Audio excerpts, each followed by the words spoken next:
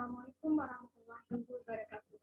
Dear honorable ladies and gentlemen who are present at this marathon, thanks to we pray for the presence of Allah Subhanahu wa Taala who has given us health so that we can gather at this conference. On this occasion, I am Nurmaliati. I will present my research article analysis of ETHNOSCIENCE with sign learning tools from Universitas Negeri Padang.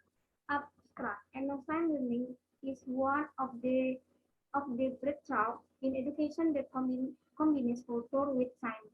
The study aimed to analyze ethnoscience science learning tool at for SMPN Merangin, which included planning, implementation, and assessment. The sampling technique was carried out by proposed sampling data with collected through interview and analysis of learning tool. Then the data were analyzed descriptively, qualitatively. Based on the result, it was known that the planning of ETHNOSCIENCE design learning in school was still not planned. However, the teachers had enthusiastically applied the ETHNOSCIENCE approach and brought up the value of local wisdom ETHNOSCIENCE in the lesson planning. The application of ETHNOSCIENCE design learning is to integrate it into biotechnology and plant-breeding learning material. Assessment of ETHNOSCIENCE design learning includes cognitive, affective, and psychomotor assessment according to the assessment standard in the 2013 curriculum.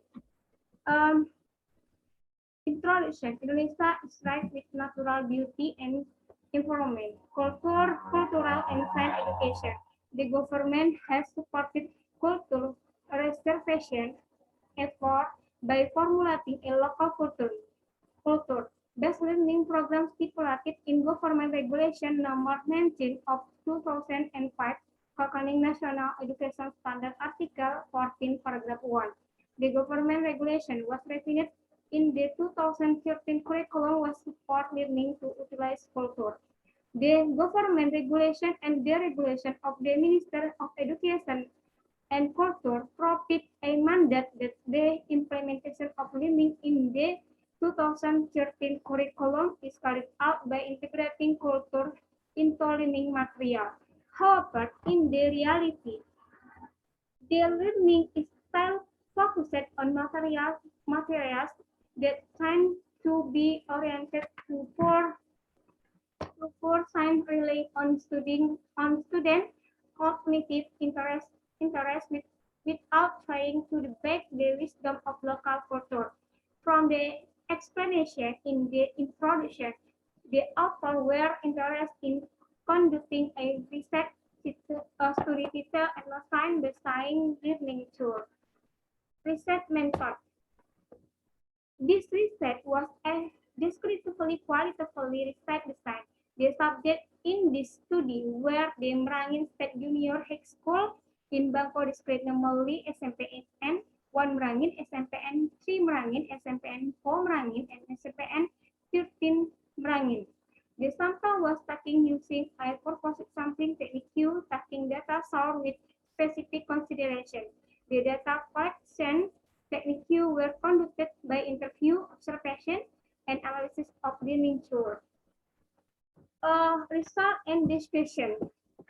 In this study, the were correspondent at class 9 science teacher at SMPN 1 Merangin, SMPN 3 Merangin, SMPN 4 Merangin, and SMPN 13 Merangin.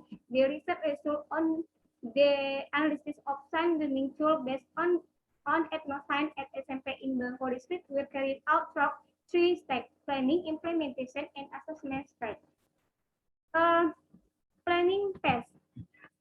ETHNOSCIENCE science learning planning at SMPN in Bangko District was generally applied to biotechnology and plant breeding material by integrating local wisdom in the surrounding environment. Based on the result of interview, information was obtained that in the implementation of learning, the teacher had incautiously applied the ETHNOSCIENCE approach and had incautiously brought up the value of local wisdom ETHNOSCIENCE into learning planning. Implementation test. Based on the result of interview and lesson plan analysis, ETHNOSCIENCE design learning was implemented in biotechnology and plant breeding material through the manufacture of tape, tempe, and coconut breeding.